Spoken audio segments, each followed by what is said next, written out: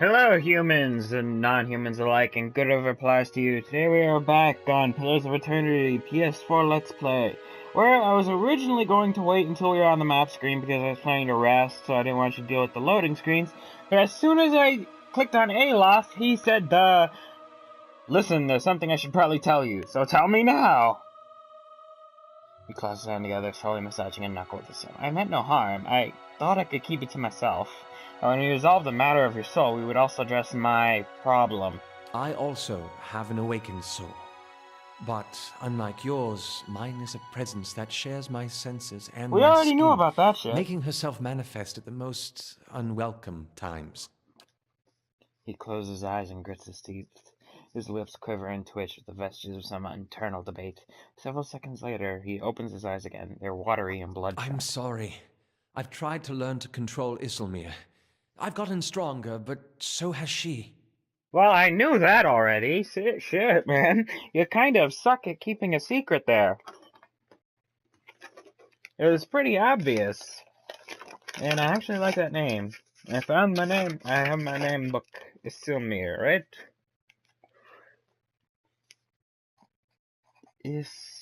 Isilmir.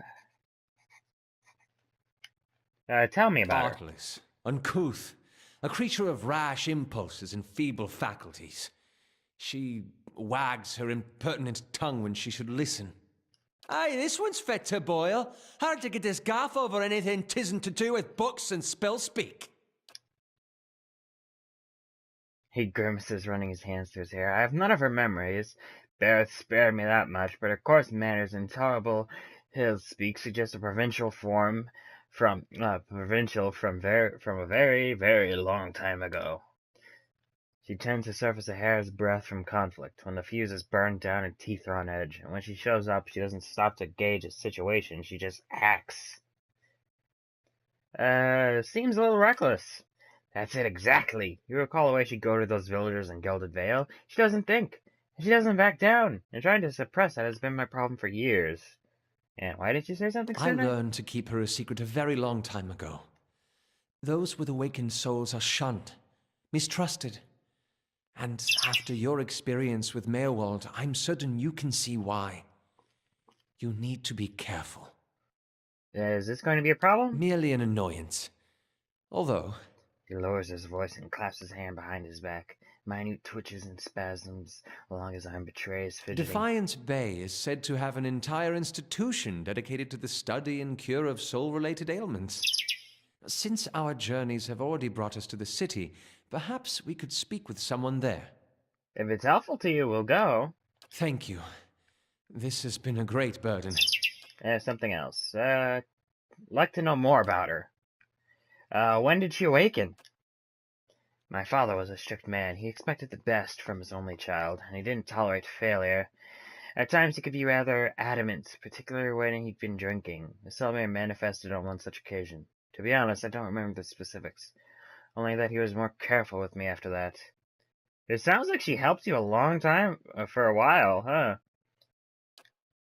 My mother instructed me to keep her secret after she first emerged. She feared the knowledge of my awakening would render me an outcast.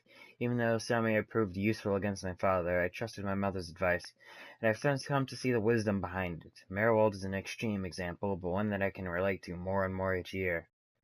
And can I have a conversation with her? Her usurpations are uncomfortable enough. I'm not eager to invite her into my conscience more than necessary. Alright then. So boring. Let me talk to her. She sounds fun. Much less a stick in the mud than you are, that's for certain.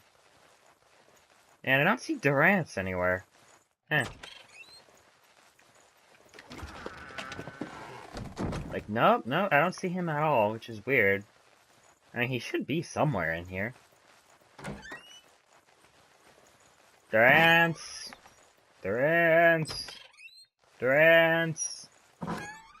Oh, there he is. If doubts and curiosity plague you, you're skidding your knuckles on the wrong door. Region's history. Never mind. I really don't like talking to you. You're honestly just annoying. Alright then, I guess I'll stop here and we'll speak again once, and I'll just cut this out. I'll speak again once we're at world map. There's a lot of loading screens are about to commence. Well, apparently the game doesn't like my ideas. So, animancy seems to be the topic of the hour here. You're closer dealings with souls than I do. What do you think?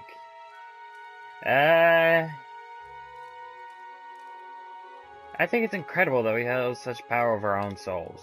It is, isn't it? Affliction of the soul, cheers on might, a broken limb. Who knows, we may see the dawn of a golden age. But let's deal with the age we're in for now. After you, my friend. Well, that was a weird little interlude.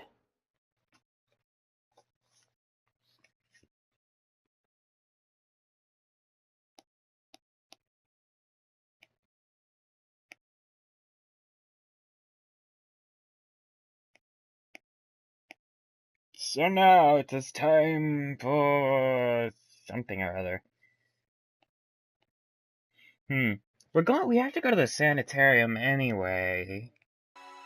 If I swap out Grieving Mother, it should be okay. I mean, she doesn't really do much. Besides the whole soul burns and things. So, okay, where's party management? Here we go. Grieving Mother, you hang out here for a bit. Aloth, you're coming with me. Except...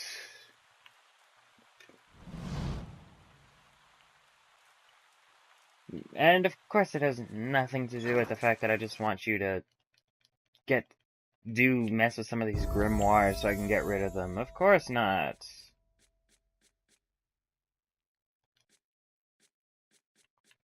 Repulsive visage. Caster becomes a living generator for a powerful bolt of electricity that streaks out in a straight line and bounces off walls. Oh, hell no. Putting all benefit. Okay, let's follow here. I can deal with that. Talents. Conjures a protective shield dramatic. Concentrates the power of blast, negating some of the target's damage reduction. Gains an extra cast of level spells. Yeah, we're gonna go for those. Bonus second level. Done.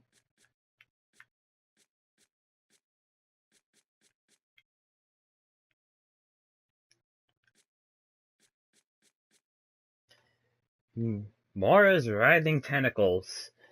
Well, it has tentacles. So yes, we're taking that. Minor Grimoire imprint.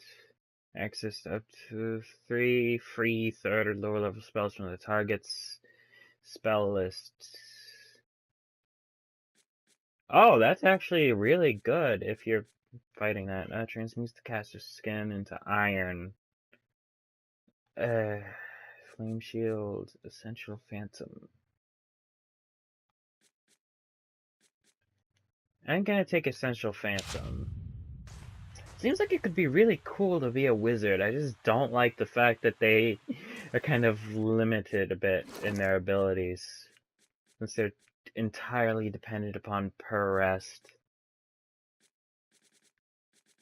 Okay, well, congratulations. You now get to mess with all of these grimoires we've been saving up. Take it.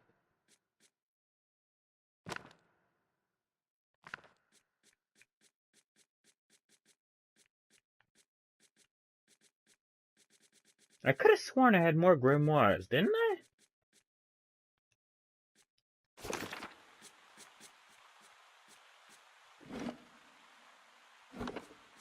Sorry, learn spell. There we go.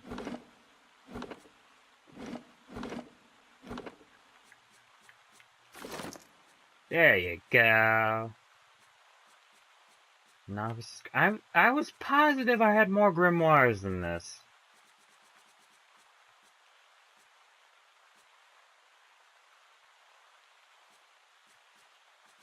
You guys, okay, here's one. Drana's.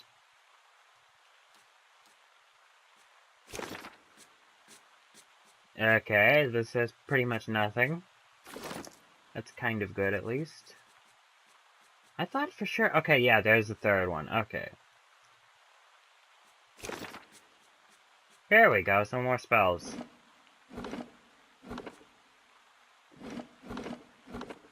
I'm a big fan of that. That I can just learn all the spells in here. And, okay. Now then. Grimoire.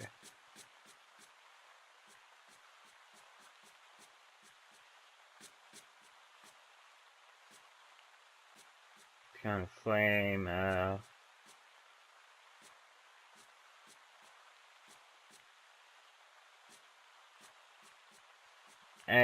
I really don't know how to handle his spell things very much. I mean, Calicast Minor Blight, or the Arcane Dampener, with motions and all that. Okay, now that's for druids. You aren't taking that. I want to see if it'll save over until the next game. Like if it'll carry over, and if I could dual class into a druid.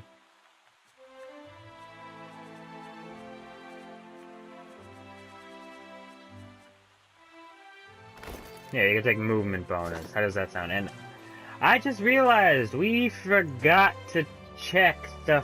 damn. Yeah, we forgot to check the treasury and the keep to see what the belt we got was. Damn. Oh well, since we're bringing Aloth with us, instead of doing the White March right away, we're gonna go to the Sanitarium.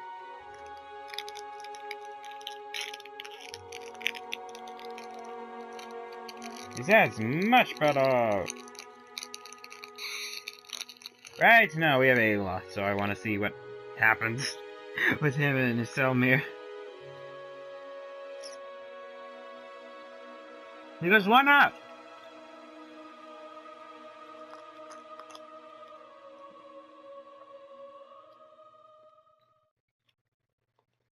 Game is saving.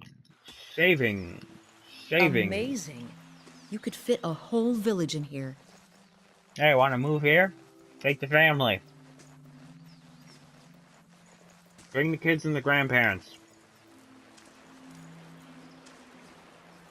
Caed Nua is nice all year round.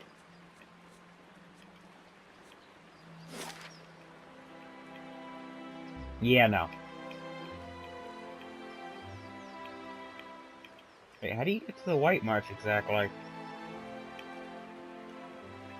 Okay, you just hit click square. Okay. And you hit Starwood. Okay. So, anyway, I believe it's in Brackenberry, correct?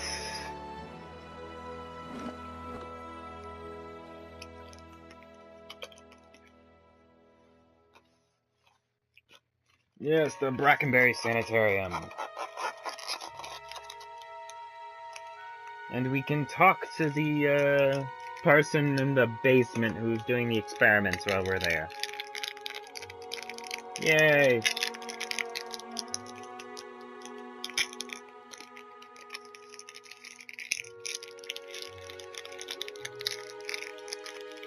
No, I'm being perfectly professional, and I am not opening up and eating gummy Krabby Patties. Why would you think that?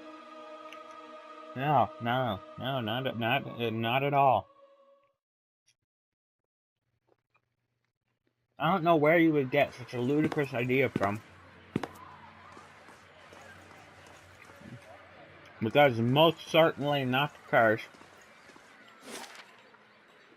Right to the sanitarium. Yep, sanitarium ahoy!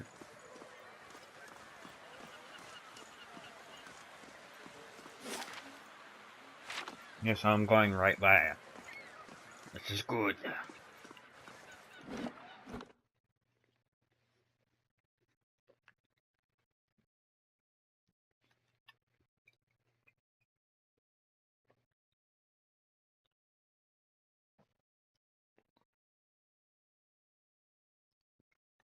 I'm actually for animancy. I mean, if you make an institution around it, you can also then regulate the research. So, yeah, support it so you can keep it from doing dangerous shit. Hail and well met. Does anyone here know anything about awakenings? There's an animator on the lower floor who came all the way from Revois to study them. Take the stairs down and look for Belisage. And we know about her, since we already found her when we were looking through this place. You may have a member of the Leaden Key in your midst. Then what groans and stone around him shudders. I could have done without hearing that today. Many of their intrusions been into our affairs, of course. One can seldom be certain whether they've meddled or whether calamity has struck on its own, but a few of their less skilled infiltrators have been exposed from time to time. They're a perpetual nuisance. Once again, I am reminded of how envious I am of your gifts. I suspect they would be of some use in verifying one's identity. You are at odds with the Leaden Key as well, I take it. They're up to something, and I want to figure out what the fuck they're after. They are always up to something, of that you may rest assured. If their plots have come to involve you, you have my sympathies. Thank you for your sympathies, oh talking statue. Do you have some idea of who this person might be? I suspect it's a patient. Very well, in that case I would recommend you speak first with our resident animancers. They have frequent interaction with both patients and colleagues. You'll find them up here or in their offices downstairs. Report anything suspicious to me immediately. This is my only request. Of course. Welcome. A bald man with a crooked nose gestures in demonstration over the still body of a patient for a small gathering of interested onlookers. Feeling your gaze, he pauses his discussions. Have you come to sit in? Has anything unusual or suspicious been happening around here? He shakes his head. Definitely not up here. We can't be scaring off visitors and potential clients, you know. Downstairs is where the more esoteric research is done. I check with the animators there.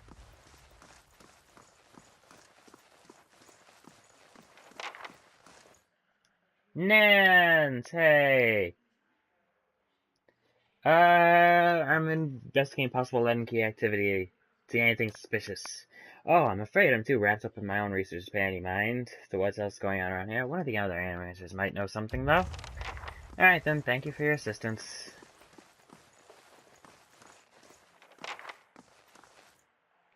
Speak with the head warden.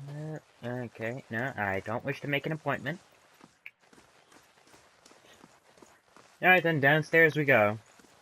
Get ready to kill something, people.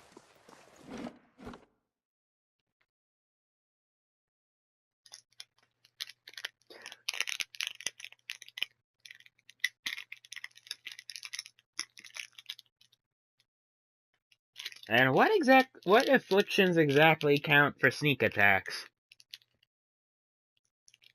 I mean, I'd imagine prone, paralyzed, blind. I can't really think of anything else. No, I actually haven't seen any rogues at all. Which is kind of weird for an RPG. Usually, like, they're the basics of the basics.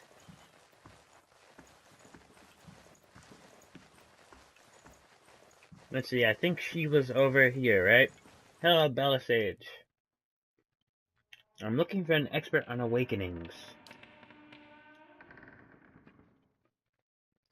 That would be me. The lack of research subjects has made me more of an expert in counting floorboards. I like to transfer animancy success in butchering pre-awakened souls to suiting those whose souls have already awakened. I need subjects, and most of the patients here are too broken to produce reliable results. This is a tragedy to come so far for nothing. I have volunteer! Good Lord, who is it? Your last looks curl into frown. I don't know about this. And you'll know now.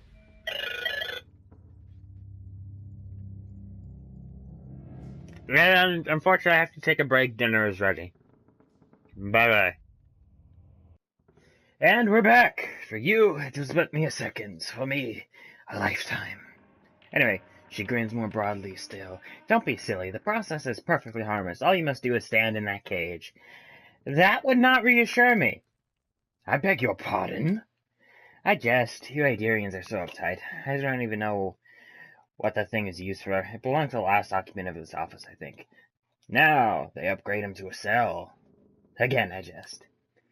She rubs her hands together, getting down to business. No, I need you to sit here. She takes Aloth by the shoulders and steers him to the couch. And try to relax, but don't try too hard. Then you will not be relaxing.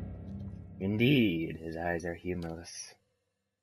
And you must also wear these. A little cold, but the copper will help conduct your essence. The animator fastens the thick copper bands to Aloth's forehead and wrists. As she ratchets them tighter, his face twitches with suppressed irritation. Now I'll examine your soul through my scope. She reaches into her desk and produces a long chambered tube. Knobs, dials, and small-toothed wheels run along the side of the device. It is fitted with Oztra lenses cut to different thickness and concavities. By manipulating them, I find the angles and densities that will allow me to track the anomalies in your soul. How exciting! I've never seen this sort of thing performed. Khan peers at the device's edges. It seems suitably complicated. Does this mean we'll get to talk to Isilmir more? I like that lady. She reads his finger, but first we must find this cunning interloper. You'll answer some personal questions while I make adjustments. It's the guy that's the sound. Don't worry, I'm sure we won't hear any of it. Very well. She holds the scope to her eyes and flicks the knobs. Begin. Tell me something personal, something from a time before your awakening. There's nothing to tell. I was just a normal child living in the Synthwood. He looks to you, his face is set in a frown, but the rigid edges of apprehension show through nevertheless. And since his first awakening was triggered by his father, I'm going to say talk about your parents. As you speak to Aloth, you feel your voice like a bell in your chest. It tolls softly, luring him into the midst of his own memories. Belisage doesn't seem to notice anything, but you feel as if your words are smoothing his essence, entangling its many threads. He closes his eyes. Mother's away most of the time, with the Thanes family, but I always know when she's coming home. Father's bottles accumulate like storm clouds on the horizon. His fits of temper become swifter and more violent. It still shames him, knowing that her hemnig to another man supports us better than his labors as a steward. This is good. I'm starting to see something. Continue. Tell us about the time you awakened. She bites her tongue as she twists one of the dials. I'm in my 5th year of training. Mother's home. I can let my guard down a little because when she is around, he is usually only angry with her. But he has heard that I have had trouble casting missiles, and my flame shields are unstable. He is furious that I failed, and Mother's presence reminds him that he has failed too. The first blow takes me by surprise. One moment I am sweeping the kitchen, the next I am sprawled on the ground, stupidly looking at flecks of my blood on the tile. His boots, glistening with fresh polish, thud across the floor. He kicks me in the stomach, and I curled up to shield my vitals, but it is pointless. Protecting one thing only leaves something else exposed.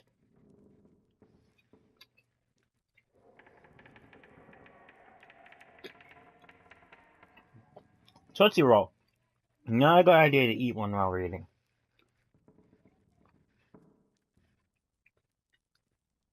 Okay, it's gone. Still huddled on the ground, I retreat as far as I can. I retreat until the vision of the kitchen and my own trembling knees is nothing but a pinprick against a field of black. Medicho! Belisage fiercely cranks the knobs along her scope. He's hypnotized himself with his old memory. You've got to bring him out of it quickly. I almost have it. Squeeze Aloth's hand. You're safe. Everything's fine. Aloth's eyes snap open, but the expression you see in them isn't his. He's near safe when I hap upon him.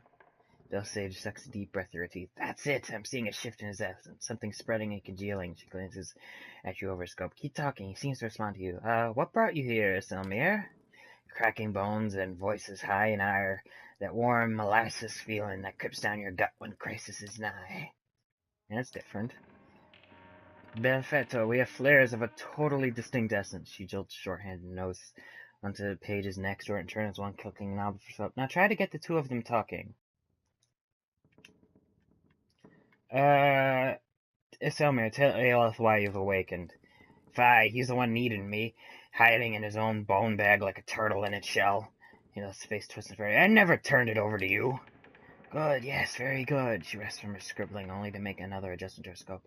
I can now see 2 separate patterns of essence, where he ebbs, the other flows, as if the awakened soul fills the space that he leaves empty. She prompts you with a circle of her wrists. Quill still in hand. Go on. Selmir, what exactly are you taking from him? Nigh more than I'm giving. You should ask what I did with that old man of his. The last time he laid a hand on us, I bricked it in 3 places. That wasn't your decision. It's never been your decision. Now I was awakening, but I am stuck with ye, and damned if I let ye ninnying drag us both, you scrubber. Act very good. I think I finally got something we can work with.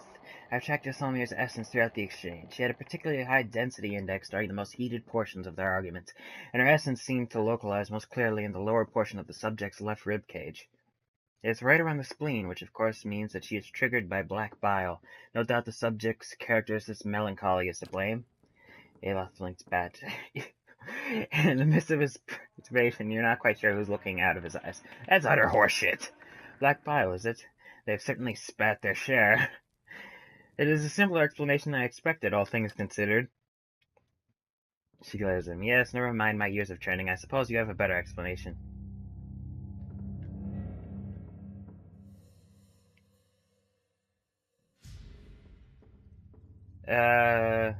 You're close. I think Selmir's brains are related to potential sources of trouble for Aloth. Belisage carefully scratches her daughter's gaze, guarding between you. I suppose that could be true. I'll have to check this against our research. He removes the copper bands. Well and good for you, but what does that mean for me? Belisage found her notes.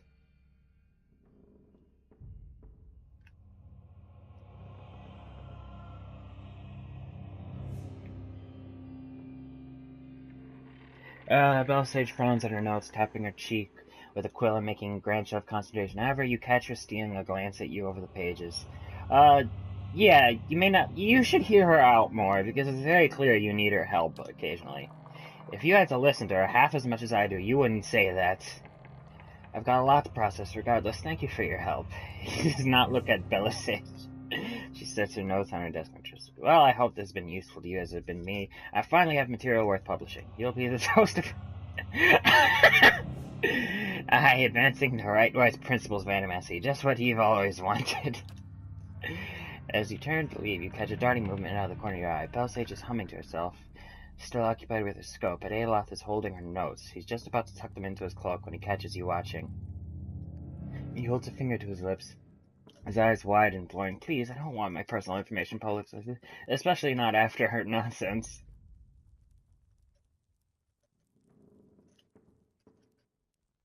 Yeah, this means way too much work. He slides the paper back onto the desk, giving you a rueful look. I'm now gonna help explain this one, Scholar Boy. Oh, you are so fucked. Hail, traveler. Modred. I'm looking... No, Has anything unusual been happening around here? You must be joking. This is the sanitarium. Nothing is usual down here. Although, now that I think of it, the patients seem more agitated lately, but they're Cade Minazzo's responsibility, not mine. Then if there's nothing else... Alright, I gotta find Cade Minazzo. Caedmon!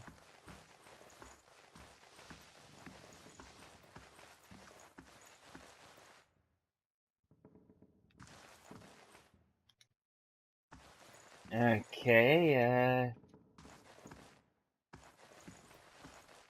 I don't see, Cade Minazzo down here. A blade in the dark. Oh, wait, there we go. Good day, Oh, no, stranger.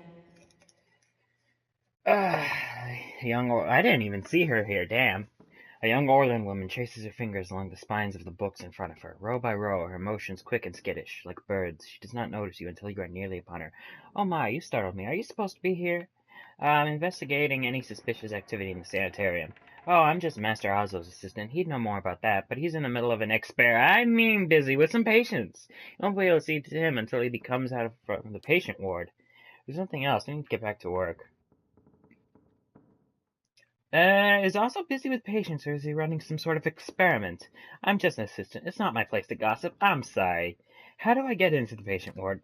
Only Master Ozzo has access. I guess Head Warden Ethelmore does too, but he's, a statue now. And what exactly do you do here? I mostly help Master Ozzo set up and clean his equipment. I also keep his office organized since he's too busy to do it himself. Okay. Hello, Ozzo. Yep, we got our suspicious activity. He's conducting experiments on your patients. You really should keep a closer eye on this. But oh wait, you're a statue. Never mind. Sorry. Don't take offense! I didn't mean it to sound bad. It's just you need someone who can keep an eye on this shit. Who you trust. You know, you can't be letting people do random experiments on their own, because that's the sort of thing that gets Adamancy a bad name. You know? Things need to be fact-checked, procedural, you know? You need to be able to rely on your physicians or animancers to conduct themselves in a proper manner. Well met, friend. Maybe. Is Cademan Ozzo running experiments on the patients here? Experiments? Cademan Ozzo in charge of patients' welfare now. He's not authorized to run any more experiments. I am disappointed in Cademan. I had hoped he would be the one to guide your inquiry. He'll be in his office or in the patient wards. I am granting you immediate access so you can find him. No doubt you will wish to speak with him further on this matter, and I for one am curious as to what he might have to say. Tread carefully in the wards. There are a few dangerous cases. I would ask also that you do your best not to agitate the patients. They have enough trouble as it is. Farewell.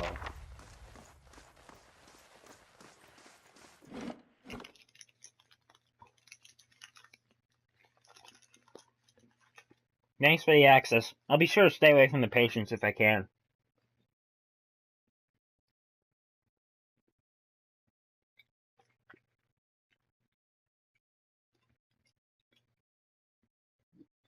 I'm now eating an airhead. I apologize. This is quite unprofessional of me. But it's in front of me. I must consume it. Consume.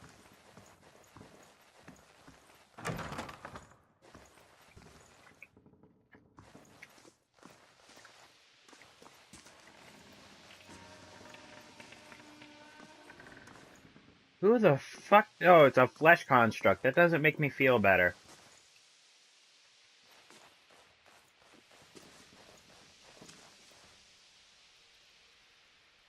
Witched in this set. Like there, we've had instances when people got close. Okay. No disturbing witched then. This looks like a laboratory of some kind, right? No, just an office.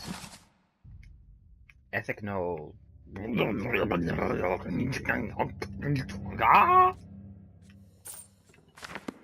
Money in a book. It's now mine. Go away. I have stolen your shit. Therefore it is rightfully mine. Sorry, I shouldn't say stolen. I have liberated your shit.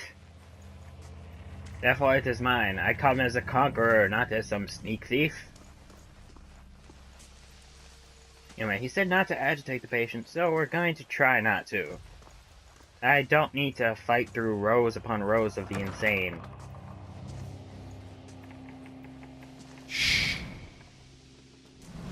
Hello, Cademan Ozzo. A round-faced, balding man turns to face you. His upper lip is pulled upward slightly by his pointed nose, exposing his upper teeth when he scowls. What is the meaning of this?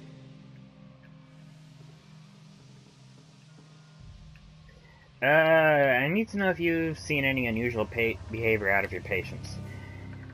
You're going to get a lot of looks asking questions like that in a sanitarium for the unbalanced. In truth, I have spent little time treating them since I have been reduced in my capacities. You might have luck with some of our more functional patients. They tend to congregate in the main area, just past the entrance to the patient's ward. You're not supposed to be doing any more experiments. Yes, well, Thelmore hasn't done much for anybody since he had his soul moved to an inanimate object, so I fail to see why I should let that sway me. If Animancers all followed the commands of their leaders, where would we be? We'd all be as backward and willfully ignorant as Red Ceres. We would know nothing about life or death, or even ourselves. We would be lost in the dark with no clues as to why. I never thought I'd find myself in agreement with the statue, but Thelmo's right about this fellow, at least. How easily ambition masquerades as prudence. I'll bet he's even fooled himself.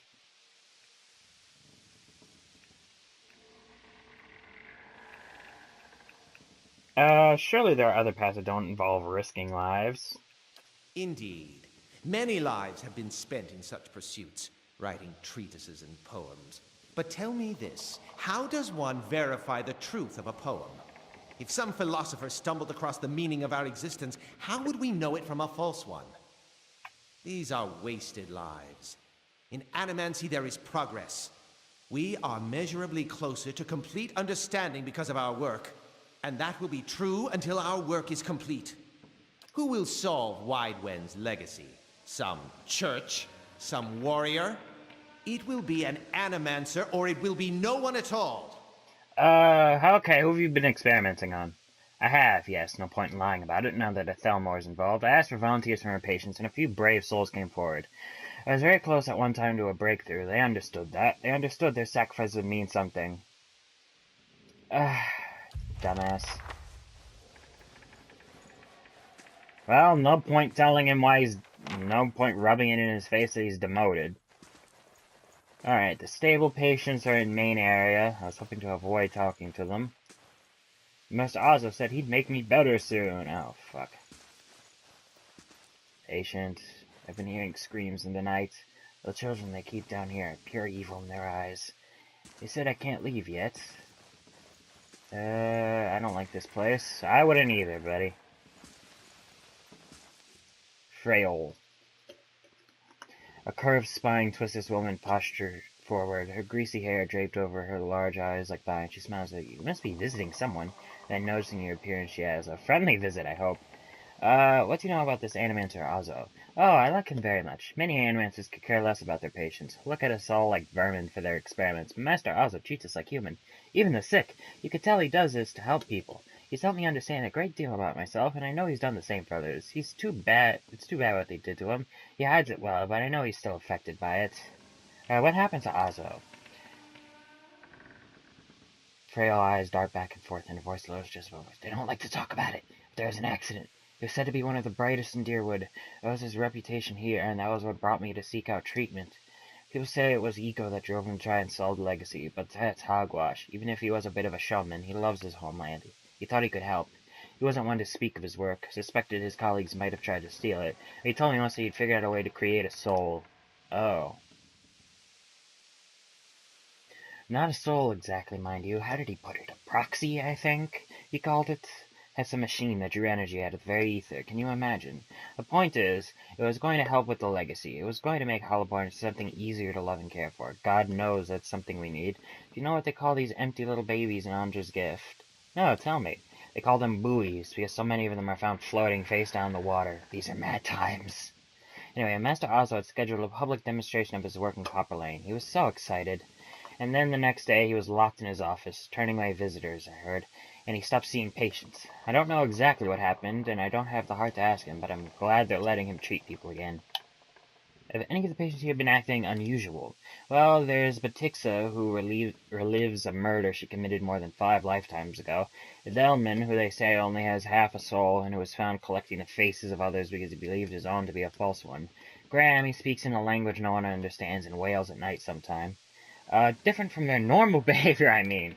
Yes, I suppose, but nothing they didn't volunteer for. Master Ozo let us know that a number of patients in the North Ward had volunteered for a new therapy, and would be escorted to his laboratory to receive treatment. Oh, Ozo, you idiot. The North Ward has our most troubled cases. I'm glad some of them have chosen to get help. Seems to me it's gotten quieter over there since it started. It's Graham. I see them taking in the most. He struggles, but he always was a bit of a wild one. And would I be able to visit? They like to keep them separate. I don't know I don't know that I've ever seen the guards allow a visitor, just Master Ozo. You might ask him. He's very sympathetic. And why are you in here exactly? Behind her, behind her hair, her cheeks flush. I don't want to say. You'll think less of me. I'm listening. These last few years haven't been kind to me. They haven't been kind to anyone, really. I try not to think of it as personal. I lost my husband and both boys in the Saints' War. My daughter, the legacy took her before she was ever mine. I made do. What else can you do? I moved into a tiny place in Anja's gift. Got by mending clothes and on the kindness of strangers when I had to. But I was surviving, and the gods were watching over me. I could live with that. Then one day this noblewoman comes in, wants his fancy gown fixed. Gorgeous thing, the shade of blue I've never seen before. Only I had. I looked at it and it reminded me of something. I had what they call an awakening. I remember being a nobleman myself in another life, people doting over me, men doting over me, me!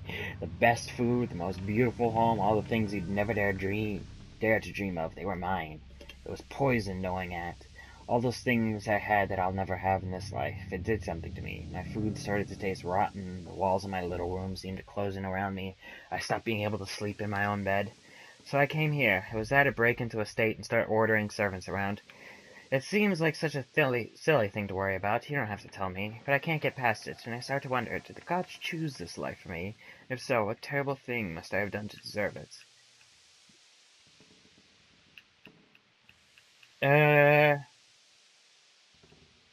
Maybe you'll get there one day, if not in this life, then in another. The strange part is, I think even the best wouldn't be good enough for me anymore. I think it must have gotten to the point when I was that noble lady. Well, time to go see Graham. But first, let's talk to Azo about it. Man, there's a reason why you're not supposed to be doing experiments. What is it now? I'd like access to the North Ward. Out of the question, those places are in isolation for a reason. Your forehead seems damp all of a sudden. Perhaps I should test your insubordination with the head warden. You smug cretin. How dare you come down here and meddle? You have no idea the importance of my research. Shut up and cooperate or I'll kill you.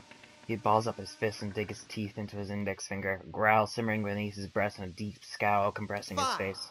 Speak to them for all the good it'll do you. I'm sure the discussions will be fascinating. How did it happen? Azo nostril flaring, bares up her teeth more brightly. That's none of your concern. Did one of the others put you up to this? Oddmer, a smug weasel. Things went wrong. Everything. I don't know how. I'll never know. Alright then, bye.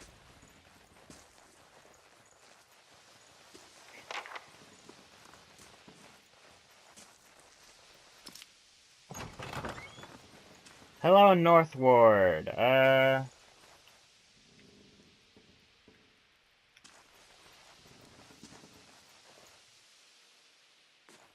Okay, that's not Graham.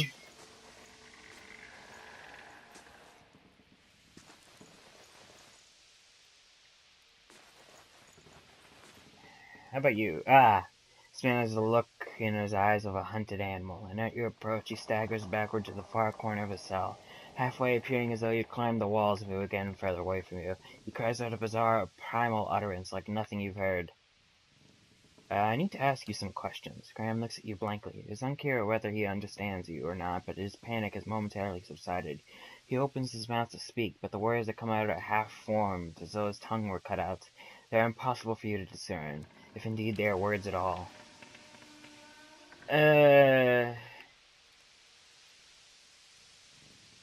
I don't think he can speak anymore. Not in words, at least. This is monstrous. Do certain visitors make you afraid? He looks at you with uncertainty. Slowly, tentatively, he steps closer to the front of his cell, and as he does so, for the first time you can perceive his soul within your ken. It is misshapen, as though maned by some jagged instrument, and large expanses of him had gouged out entirely. You feel no barrier of resistance. If you wanted to, you could look further into Graham's soul. Well, time to do the Watcher thing. You project out toward the main soul in front of you, merging with it, its confusion and fear becoming yours as it whisks you into its depths. You're in your cell, a key turns, a door creaks open on neglected hinges. Thoughts come to you in waves, incomplete, broken, fearful. Standing at the door is a rotund, balding man. His upper teeth and pointy nose remind you of a rat. He beckons, apologetic. You don't want to go. Anything else? In your mind is a single word, and the word is no, but it dissolves before it reaches your lips. You press against the back wall, cornered. You cry out. In darkness, you fight against unseen restraints. You cannot move, your arms or legs. The man walking into the room carrying a lit candle, its meager flame casting long shadows across books and machinery.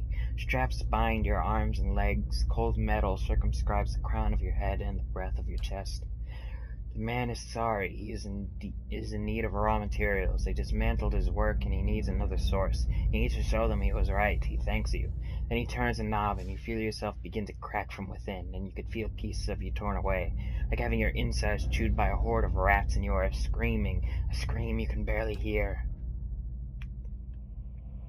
Another night, heavy footsteps outside your door, coming for you. You look through a slit in your door, the flesh giant, the artificial being, just outside, but facing left, facing the end of the hall, the boy there. The boy looks with interest at the giant, then collapses to the floor like a shed snakeskin. The giant convulses for a moment, then rights itself, turns away and leaves. Gran looks at you, still wide-eyed, but for some reason more present. He nods at you, and walks back to the end of his cell. These poor people. This isn't the treatment that they were promised upstairs by the cushioned seats and lush carpets. Is that the cure for soul sickness? To be thrown into a cell and subjected to the whims of your captor? I doubt the wealthier citizens have the same experience. I'm sure they have their share of family members they'd rather forget. But if all were treated like this, a sanitarium would never survive. What did these patients do to warrant such conditions? They're just as many, yeah, I hope so. You're probably right, it's just hard to see. Let's be on our way, this place gnaws at the soul. Looks grim. A willowy adolescent boy stands in the center of his cell, gawkish and stoop-shouldered. He stares straight ahead, the occasional blink his only movement, and it is unclear whether he registers your presence at all behind his glossy doll-like eyes. In this state, the barriers between your soul and his are thin and porous, easily bypassed if you should wish. Time to look into his soul! You close your eyes and edge forward towards the boy's soul, and as you near, a sudden malaise comes over you. You are cold and warm all at once, sweating and shivering and straining for breath as you did on the caravan journey. The soul you approach is the wrong one, a parasitic plant that strangles its host. It is predatory and pitiless, and you have crossed paths with it before. Too late does it occur to you to retract, and already you feel yourself plunging into some interminable abyss of thought and memory. You are standing in a cell now, the same cell in the sanitarium. The halls are moonlit and empty, and you are waiting. At the far end of the ward, the door opens, revealing a flesh golem and a silhouette beneath the stone archway. It makes its usual rounds, the same stops every time, the misbegotten child of some despondent creators. When the construct is close, you coil yourself up and spring forward, passing out of the boy's body as though it were a membrane. You can sense his body behind you collapsing to the floor, a puppet whose strings are cut. You are rushing toward the golem now, bodiless as a gust of wind. Quickly, you think to yourself, quickly, and you feel the strength hemorrhaging from your soul as you dart towards the makeshift abomination. You pass into the golem shell and overtake the soul implanted within, encircling it, suppressing it, and contained in this new vessel you are strong again. You step, heavy-footed down corridors, unheeded by the other constructs and scrutinized only by the wary, untrustworthy eyes of the mad, coming at last to an office piled with books and scribbled papers and the perverse implements of animancy. You set your oversized hand upon a large machine, a nest of globes and tubes and coils in the center of the room, and go to work, bending wires and unsettling alignments. Your surroundings are pulled past you, or perhaps you are pulled past them, and they dissolve into a blur. When they settle into place again, you are outside on a clear day, standing in the front of a crowd stacked high above you, on the tiered seats of an amphitheater. You are acting for the crowd, standing deliberately still, but this is no play. A balding man with rodent-like features is strapping you to a machine, the one you had tampered with. You see your arms for the first time, short and fleshy, unmistakably those of a little girl. But this body is not truly yours. Your mind still holds the same determination, the same hard-heartedness as before. The body itself is cold and vacuous. Unlike the others, this one has no soul of its own. The man speaks, and the crowd applauds with enthusiasm worthy of a hero's interest. "Bear witness," he says, and he pulls a lever. The machine shivers and sparks, and a bead of sweat rolls down the side of the man's brow. But the crowd's apprehension quickly gives way to awe as a crystal globe fills with a radiant mist that casts the entire theater aglow. He opens a valve, and the globe crawls through a tube along a length of copper wiring that runs to a set of electrodes beneath your armpits. You feel nothing when it reaches you, as it should be, for you have been leading his work astray periodically for some time, altering notes and setting and playing puppeteer for Hollowborn. But you make it look how people would expect it to look when a body is infused with a soul. In a moment, the machine goes dark and the man unstraps you, eyeing you with scientist's concern. He looks back up the crowd. "Behold," he says, but there's obvious hesitation in his voice. Slowly, you take a plodding step forward, then another, and another. You look up at the man, giving him the eye contact of which no Hollowborn capable of, and the crowd gasps. The man looks relieved. "How do you feel?" he asks, at a value man for the crowd. And this is the moment. At the top of the lungs, you let out a piercing shriek. The man comes toward you, his hand outstretched, but you run the other other way, back to the machine. With all your strength, you drive your head into the crystal globe and it shatters, streaking your head with warm blood. You drive your head down onto the surface of the machine again and again, drawing panic screams from the crowd. By the time the man reaches you, your body has already ceased proper function. It merely twitches on the cold ground. Satisfied, you traverse the courts in search of another unsuspecting host. Who could put their faith in animancy now? You are pulled again from your surroundings, transcending the boundaries of memories and lifetimes, deeper and deeper past betrayals and murders, and lies upon lies that form the thick webbing of plots beyond moral comprehension. You settle at last on a room you have seen before, expansive, tall device encasing an Audra monolith at its center. The room was filled with people, and the people all look at the device. You are yanked suddenly back to reality, and the once catatonic boy in the cell is looking directly at you, appraising and calculating. There's no mistaking now that it is all the man who caused your awakening.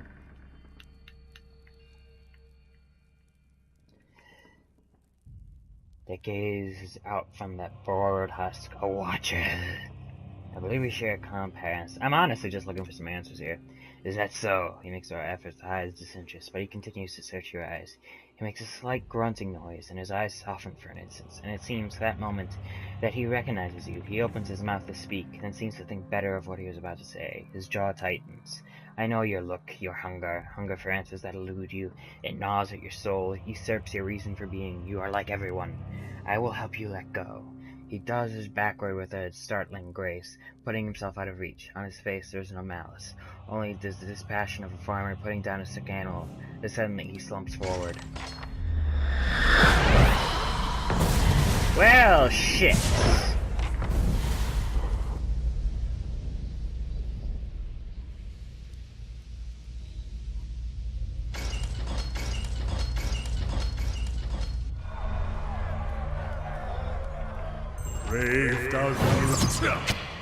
Oh, kill everything.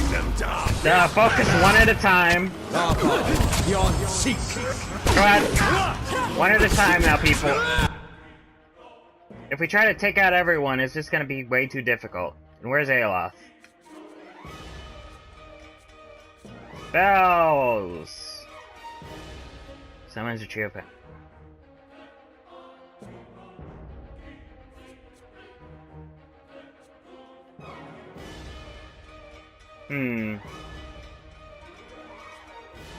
Okay, I don't suppose you have just a giant fireball I could release. Try there. Okay then, people. Oh. Yes! Excellent! You've done well! Okay, Itzamuk's about to go down again, so heal him again. Aloth. Arcane Assault. Try that. Right there. And I'll just stand here in the back and do nothing, apparently. Itzamuk went down. Alright, Itzamuk's down, keep fighting! Okay, looks like one of them's a druid. Fire! Okay, yeah, he just went all wild form. Oh wait, I thought I switched him back to his gun. I guess I did. Alright then, everyone kill him. Pull out all the stops.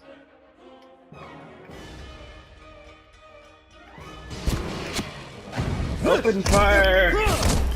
Ah, great. Now, Cade Minazo is gonna be complaining the whole time. Like, oh, what did you do to my patients? You had a legend key spy in here.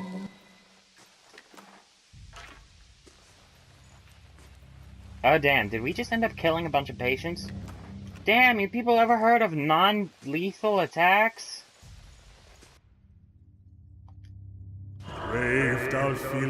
Shit, he triggered all the flesh golems, didn't he?